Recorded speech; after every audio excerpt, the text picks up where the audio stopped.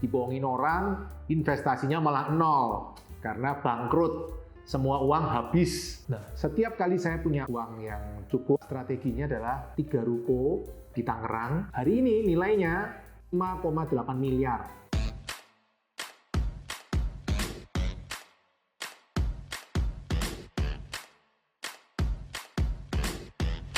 Perkenalkan, nama saya Pipo, saya investor properti. Properti yang saya sukai adalah properti yang menghasilkan passive income. Apa itu passive income? Passive income adalah income kita dapat tanpa bekerja. Jadi kalau properti penghasil passive income, ya propertinya kerja, menghasilkan uang untuk kita. Nah, tinggal bentuknya seperti apa? Bisa disewakan, atau ada bisnis bagi hasil di atasnya, atau ada juga bisnis yang tersistematis sehingga kita tidak perlu setiap hari di tempat itu. Nah, kemudian dengan berjalannya waktu, setelah saya bisnis sendiri, dibohongin orang, investasinya malah nol karena bangkrut, semua uang habis. Tapi itu perjalanan waktu sebelum saya mulai invest properti secara besar-besaran tahun 2008. Bukan besar-besaran lah, secara fokus intensif. Kalau hari ini investasi saya ada berapa? Yang pertama, cash atau tabungan, deposito, bisa dibilang saya nol juga. Nah, setiap kali saya punya uang yang cukup, saya itu biasa strateginya adalah saya taruh di rekening koran. Setiap kali saya ditelepon oleh telemarketing dari bank, nawarin deposito, saya selalu tidak berminat. Kenapa? Mereka nawarin berapa sih? Paling 5-6% per tahun. Nah, sementara bunga pinjaman rekening koran bisa 10%. Itu penghematan bagi saya. Hasilnya lebih bagus daripada didepositokan. Yang kedua yang saya nggak punya lagi, forex. Forex ini saya nggak punya. Kalau ditanya kenapa, ya memang saya nggak paham bisnis investasi di forex. Saya memilih tidak berinvestasi. Saya selalu maunya berinvestasi di tempat-tempat yang saya menguasai lah.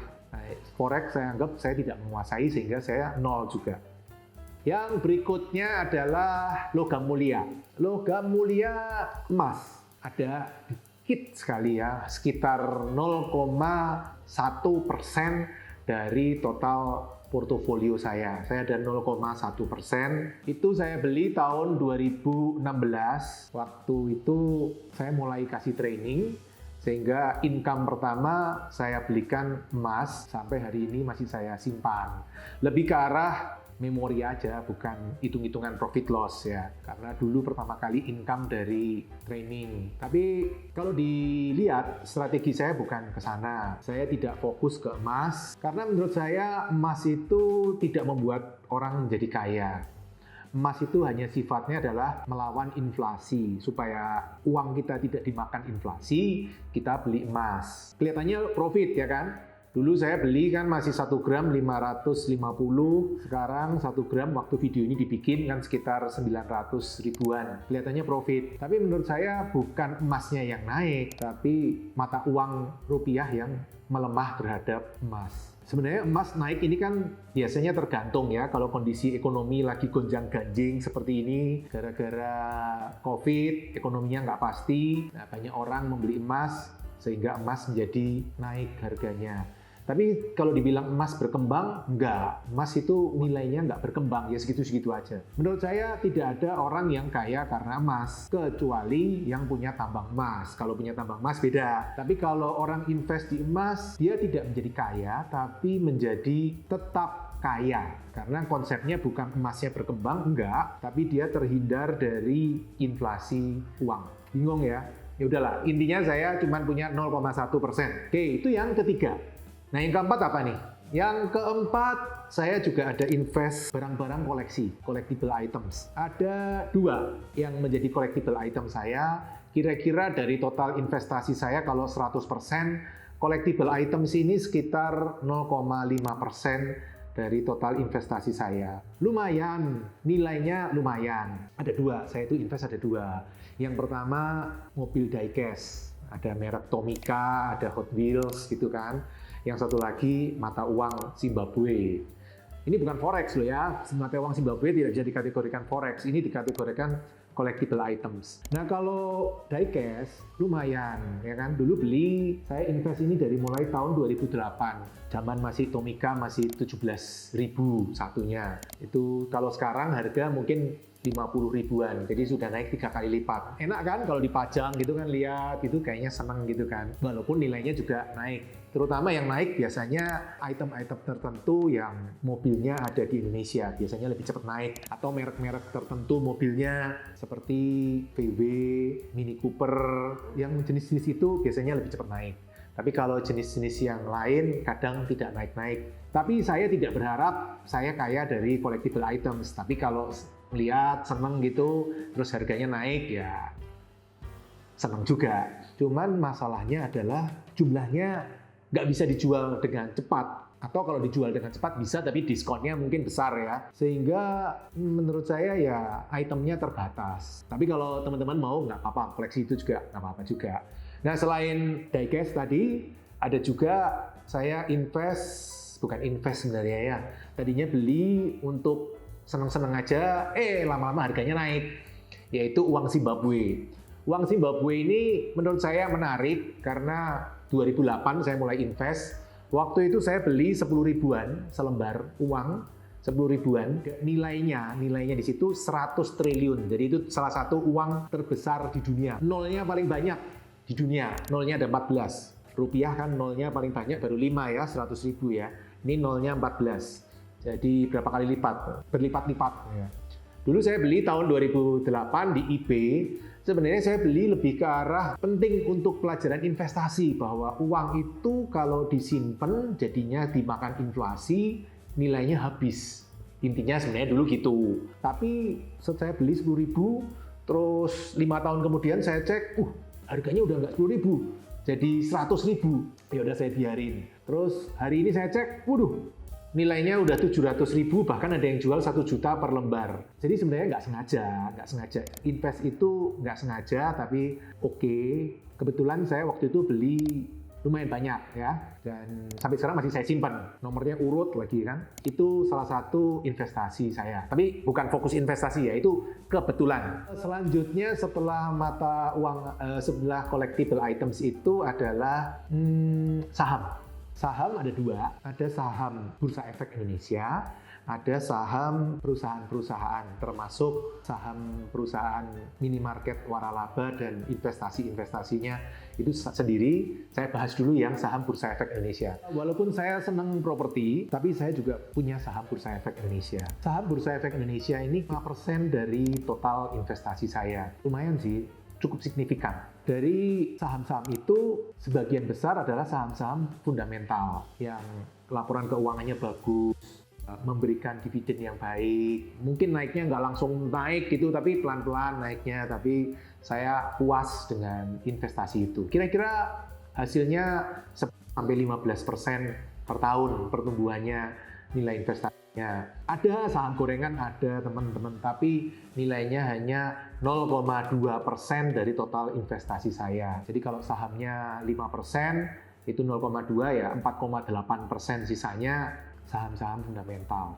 Saya bukan ahli saham teman-teman, jujur saya cuman ngintip dari kakak ipar saya yang dia seneng invest di saham, dia beli apa, saya ikut, dia beli apa, saya ikut gitu kan. Bahkan saya bagi 2 account. Yang account besar saya minta kakak ipar saya yang jalanin, yang account kecil yang cuman nggak banyak nilainya, saya yang kelola sendiri buat latihan ya kan. Tapi kalau yang akun besar, saya titipkan kakak ipar saya, pakai nama saya. Sistemnya jadi bagi hasil, pakai nama saya akunnya, tapi dia yang jalanin, nanti profitnya dibagi. Kurang lebih 25-75. Saya cukup puas dengan saham-saham itu, performance-nya juga bagus. Saya tadi hitung-hitung, kira-kira ya 10-15%. Ini sudah berjalan dari tahun invest sahamnya sebenarnya dari tahun 2016. Tapi baru mulai yang besar dikelola kakak ipar saya sejak mungkin 2 tahun terakhir ya, 2 tahun terakhir. Jadi yang besar dialah, serahkan ahlinya. Daripada saya yang invest malah babak belur, kayak zaman tahun 2008 dulu, 2008 itu saya invest ngawur. Pokoknya teman-teman bilang apa, ikut. Teman-teman bilang apa, ikut gitu kan. Itu malah hancur-hancuran 2008. Makanya saya invest kan 2005 sampai 2008 udah stop saham. Karena saham gorengan-gorengan itu akhirnya malah babak belur. Nah, baru invest lagi 2016, terus 2019, 2020 saya merasa udah cukup besar, saya titipkan ipar saya. Strategi saya seperti itu teman-teman, nggak mau pusing. Menurut saya saham itu bagus teman-teman, karena membuat orang memiliki kesempatan untuk memiliki perusahaan, ya kan? Jadi perdebatan apakah jadi karyawan atau jadi pengusaha, menurut saya sudah selesai dengan adanya saham. Tetap jadi karyawan nggak ada masalah. Kalau mau punya perusahaan, ya beli saham aja, selesai. Tinggal pilih mau perusahaan apa nih. Mau perusahaan kuliner ada, mau perusahaan tambang ada, mau bank ada, mau perusahaan teknologi ada, lengkap. Nah, selain saham di BEI, saya juga ada invest di saham, sebenarnya bukan invest lebih tepatnya ya, tapi bisa dibilang invest juga. Setiap kali bikin minimarket, saya kan bikin CV atau PT. Nah, itu bisa dikategorikan sebagai investasi juga. Nilainya kurang lebih sekitar ya mungkin 30% sekian lah dari total investasi saya. Lumayan, ya memang ini mesin uangnya di situ ya kan. Setiap kali buka toko, ya bikin CV atau PT baru. Nah itu kita kategorikan investasi. Sekitar 30% ya, cukup banyak. Nomor 2 terbanyak. Kadang saya pakai PT, kadang pakai CV. Kapan saya pakai CV?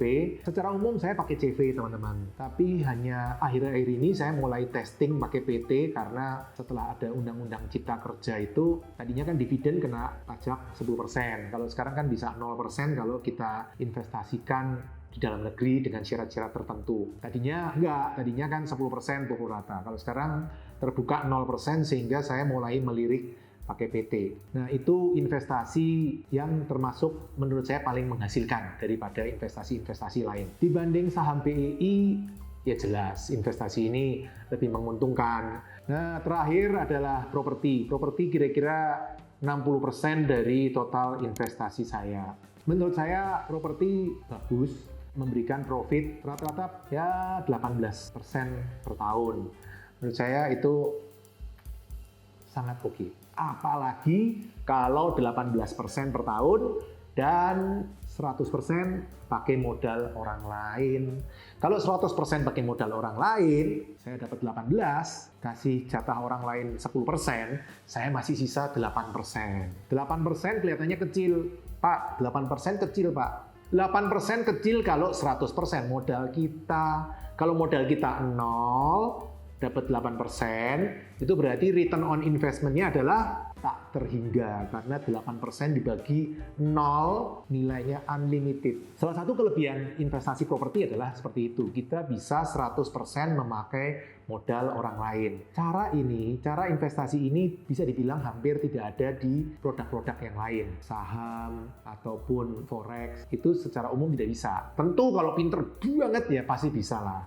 Tapi secara umum, kalau buat masyarakat umum, rakyat jelantah, kaum umbi-umbian kayak saya, mestinya tidak bisa.